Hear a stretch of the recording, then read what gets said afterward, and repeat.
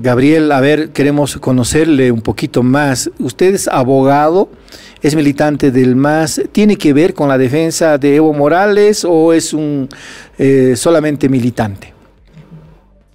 Yo soy abogado de profesión, militante del Movimiento al Socialismo y son otros colegas abogados los que forman parte del equipo de defensa jurídica del presidente del MAS, Evo Morales. No soy parte de ese equipo. De todas maneras, debe conocer, siendo abogado, todo el entuerto que ayer hemos conocido los medios de comunicación tarde, más o menos ya al finalizar la tarde, acerca de procesos abiertos contra Evo Morales. ¿Qué criterio se ha formado respecto de esos hechos?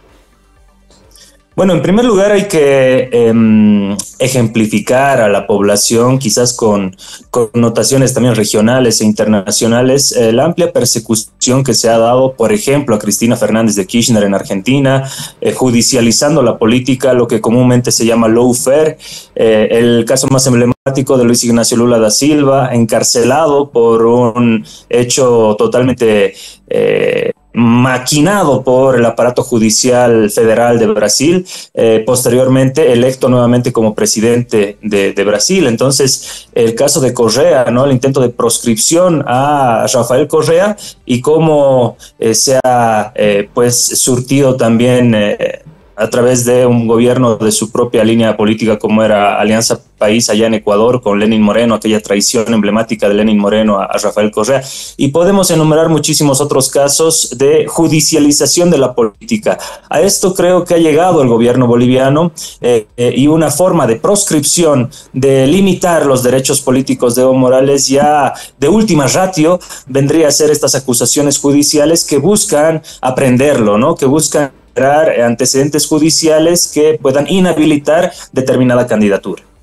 Ahora, cierto, hay casos particulares que vinculan a Evo Morales con una serie de hechos y esto precisamente aparentemente ha generado un caso de investigación en la Fiscalía Departamental de Tarija, presunto estupro. ¿A qué se refiere esto? ¿Han terminado de entender los militantes esta acusación o este señalamiento contra Evo Morales?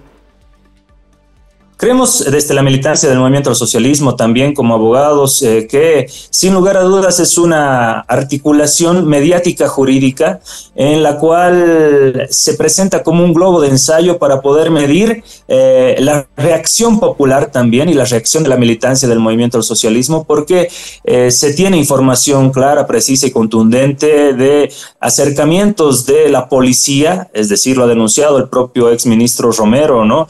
La policía estaba acercando el lugar donde residía en el trópico de Cochabamba, reside hasta la fecha Evo Morales. Esto a todas luces es un intento de amedrentamiento con la utilización de los aparatos coercitivos y coactivos del Estado. Ahora bien, también la sustanciación de la denuncia, el proceso, la orden de aprehensión allá en Tarija tiene que ver con múltiples matices, instrumentalizando también a la fiscal departamental para aquella situación, siendo que la residencia y es de conocimiento público, el domicilio de Evo Morales es en el trópico de Cochabamba, ¿no? Por esto también ha dado cuenta el exministro Romero, indicando de la acción de libertad por la cual ha quedado suspendida esta orden de aprehensión emitida en Tarija en contra de Evo Morales. Pero tenemos que hacer necesariamente una cronología de los acontecimientos de esta persecución política que lamentablemente nuestro Estado se está configurando en un Estado policial, en un Estado que no está respetando las instituciones o en todo caso está instrumentalizando las instituciones de, por ejemplo, el Tribunal Constitucional Plurinacional, el Ministerio Público, con fines estrictamente políticos, ¿no? Recordemos el 2021, cuando arribaba aquella gran marcha por la patria en apoyo del Movimiento al Socialismo encabezada por Evo Morales a el presidente Luis Arce Catacora, año 2021, noviembre específicamente, 2 millones de personas se movilizaban en la plaza, llegaban desde Caracollo a la plaza de San Francisco, y ese mismo día, muy paradójicamente, emitían una orden de libertad pura y simple e irrestricta para Gabriela Zapata, posicionando mediáticamente nuevamente toda aquella todo aquel escenario por el cual Evo Morales fue ampliamente criticado, ¿no? Posteriormente los ataques de los propios ministros, vicepresidente del Estado en contra de Evo, tienes la división en la Asamblea Legislativa Plurinacional, la anulación de las facultades de interpelación y de censura, tienes el no reconocimiento al ampliado y en realidad ataque desde el órgano electoral a el Congreso de la UCAeñe, tienes la sentencia constitucional 1010 que querían hacerla parecer como que era el fin de Evo Morales y las posibilidades electorales de Evo Morales. Como no les resultó aquella pantomima, aquella mentira de la sentencia constitucional 1010, surgieron las preguntas del referéndum, ¿no? La modificación del artículo 168, posteriormente la resolución constitucional 040 quebrado 2024 que trataba de criminalizar la denominada Marcha para Salvar Bolivia a instancias de Amílcar Barral, Ormachea y el propio ministro de Gobierno. No pudieron tampoco frenar judicialmente, activar judicialmente aquella aprehensión contra Evo. El informe que rechaza de la CIDH, referido a la opinión consultiva a instancias de Colombia, trataron de decir que con eso ya era el fin de Evo Morales. Y ahora, como saben que todo eso no resultó, surgen nuevamente estas denuncias desde el campo judicial para tratar de perjudicar o manchar la imagen del presidente del MAS, Evo Morales Ay. Ahora, cierto, hay que estar conscientes, hay una lucha intensa en el seno del movimiento al socialismo a raíz de esta división entre arcistas y evistas. Unos dicen tener las organizaciones legítimas, como es el caso del MAS evista, la otra ala también dice lo mismo. Ahí el Congreso del MAS está frenado porque no se está cumpliendo también el artículo 13. Cada facción entiende a su manera el cumplimiento del artículo 13 del Estatuto del Movimiento al Socialismo. Hay una serie de consideraciones en ese sentido. Para quien hace seguimiento a todos estos hechos, obviamente le es fácil entender en qué medida se está afectando al movimiento al socialismo en estas disputas internas. Gabriel, ¿ha podido enumerar los casos contra Evo Morales abiertos en los últimos días? El de Tarija es por estupro, abierto por la Fiscalía Departamental, frenado por el fiscal Lanchipa, que ha determinado destituir a la fiscal departamental, y también frenado por una acción popular presentada por los abogados de Evo Morales. Pero hay otros 4 casos más. Si nos puede contar, por favor, Gabriel. Sí, todos los casos tienen un común denominador, ¿no? El linchamiento judicial con fines estrictamente políticos y mediáticos. Tienes casos abiertos por trata y tráfico de personas, por ejemplo, estupro fundamentalmente, corrupción de menores en otros casos. Entonces, la figura que se maneja es la estigmatización de la figura de Evo Morales Ayma, tratando de adscribirlo, tratando de tipificarlo como un sujeto que estaría atentando contra la niñez, contra niñas, un degenerado sexual. Es el posicionamiento, la excusa es lo judicial. El objetivo, el posicionamiento mediático y el posicionamiento en el sentido común de la población de encasillarlo Evo Morales en ese determinado perfil, muy bien trabajado, lo vuelvo a decir desde el 2021, ¿no? Tratan de volver a reposicionar el caso de Gabriela Zapata desde los operadores judiciales del gobierno de Luis Arce Catacora y David Choquehuanca en el órgano judicial. Se ha atacado a la figura de Evo Morales desde esta línea. Entonces es una estrategia política indudablemente que utiliza a la justicia como un instrumento más de esta maquinación política, ¿no? La instrumentalización de la justicia con fines políticos, lo que propiamente hemos vivido en nuestra región, y lo decía al principio de esta entrevista, como lawfare. Es claro y evidente esta situación, y la población debe darse cuenta, debe también reflexionar, entender, generar un sentido crítico que dé cuenta de justamente esto que les estoy diciendo. Lo principal no son las denuncias contra Evo Morales o los intentos que quieran aprenderlo, porque eso en términos estrictamente técnicos y jurídicos se va a ir descartando, ¿no? Pero lo que queda, más allá de si las denuncias van a tener buen curso o van a ser finalmente rebatidas por el equipo jurídico, lo que va a quedar va a ser la mancha en la imagen de una figura política que es un líder a escala nacional, regional y mundial. Eso es lo que está buscando toda esta generación de denuncias en su contra. Sin embargo, Gabriel, hay que estar conscientes de que los delitos que se lo señalan a Evo Morales sobre niñas, son antiguos.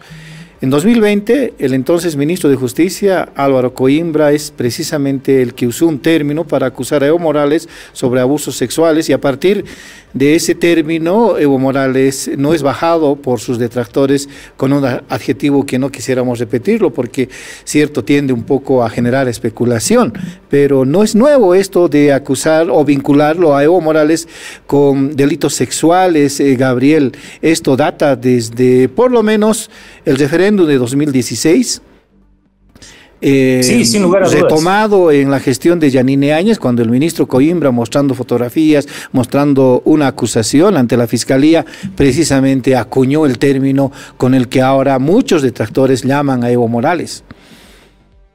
Sí, sin lugar a dudas, la estrategia que utilizó el denominado colectivo Pitita, el gobierno a mi modo de ver, inconstitucional totalmente de Yanine Áñez, está siendo continuado lamentablemente por diferentes actores y operadores del gobierno de Luis Arce Catacora y David Choquehuanca. Esto es totalmente lamentable, ¿no? El mismo discurso, la misma dinámica, la misma hermenéutica con la cual atacaban a Evo Morales, acusándolo de delitos contra la libertad sexual, desde el 2016, muy posicionado mediáticamente por el gobierno de Yanine Áñez, lamentablemente es una estrategia que está siendo continuada por el gobierno de Arce y Choquehuanca para enlodar la figura política de Evo Morales, y esa es la característica del lawfare. El lawfare se caracteriza fundamentalmente por instaurar un proceso judicial, sea viable o inviable, eso es lo de menos, instaura el proceso, porque esa es la excusa para la generación de todo el aparato mediático y comunicacional que destruya, linche mediáticamente la figura del líder, y posteriormente importa muy poco si en el ámbito judicial se llega a buen puerto o no, ¿no? Ya está manchada, ya está dilapidada la figura del personaje político en cuestión, y en este caso el de Evo Morales. Es la estrategia que están utilizando, ya se la ha conocido, se la sabe, se la ha estudiado. Existen innumerables documentos, papers, foros, coloquios que se han realizado en el ámbito académico, judicial también, con relación a la estructura del lawfare en Argentina, en Ecuador, en Brasil, y es una receta repetida que utilizan los opositores a Evo Morales, esta de iniciar el hilo judicial para posteriormente generar toda una maquinación de linchamiento mediático, y después importa muy poco si avanza o no el proceso o los procesos judiciales. Gabriel, permítame cambiar de tema, por favor. Ayer se ha emitido un comunicado desde el Ministerio de Justicia de Argentina sobre el cese de estatus de refugiado de Evo Morales. Han emitido un duro comunicado, incluso dijeron que Argentina no va a ayudar a quienes siembran el terror, refiriéndose al expresidente Evo Morales. ¿Qué criterio tiene de esto? Sí, es una opinión de una instancia gubernamental argentina, sabiendo nosotros el lineamiento ideológico y político que tiene el gobierno argentino, ¿no? Con relación a las diferentes figuras de izquierda a escala global.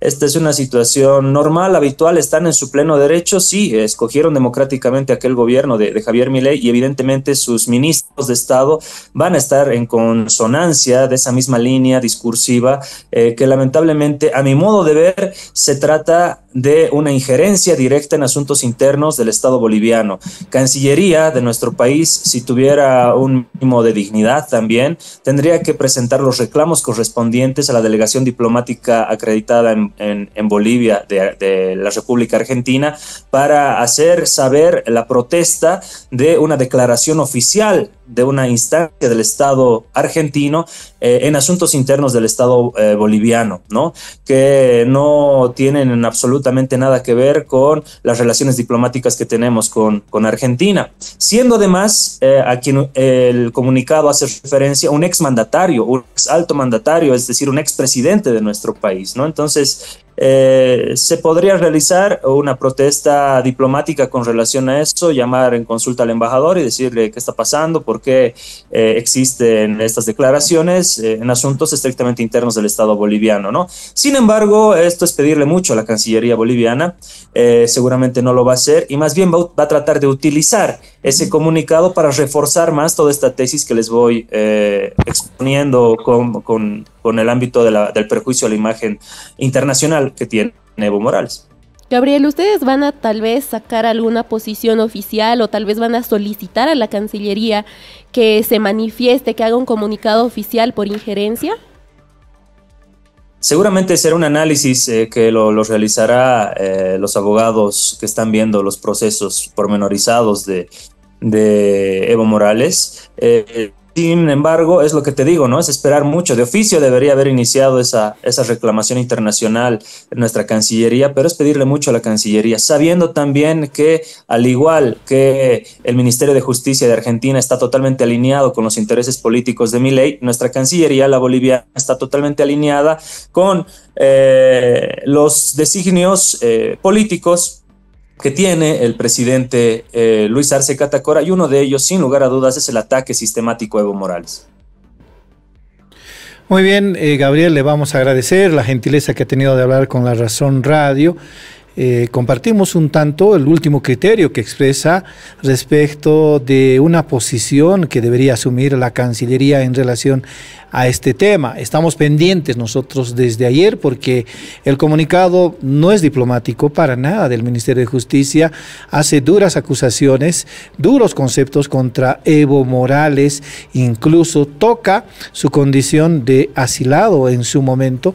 Evo Morales ayer ha expresado su posición, ha dicho que yo salí el 2020 de Argentina, entonces ya perdí mi condición de refugiado porque ya estoy en Bolivia, y nosotros precisamente ayer habíamos informado sobre que ese comunicado del Ministerio de Justicia de Argentina llegaba 4 años después de que Evo Morales había regresado al país. Será hasta otra oportunidad, Gabriel.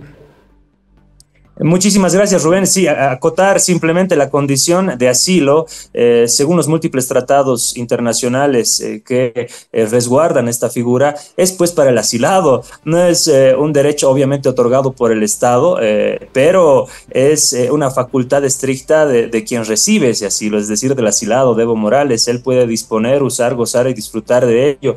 En cambio, desde Argentina lo han visto como una facultad, un castigo que le estarían dando desde el gobierno argentino, desde el Estado argentino, que es un comunicado sin mucho sentido, indudablemente, ¿no? Un gusto haber compartido contigo, Rubén, con Andrea, y saludar a toda la gente que los escucha, los ve y los sigue en redes sociales también. Hasta una próxima ocasión.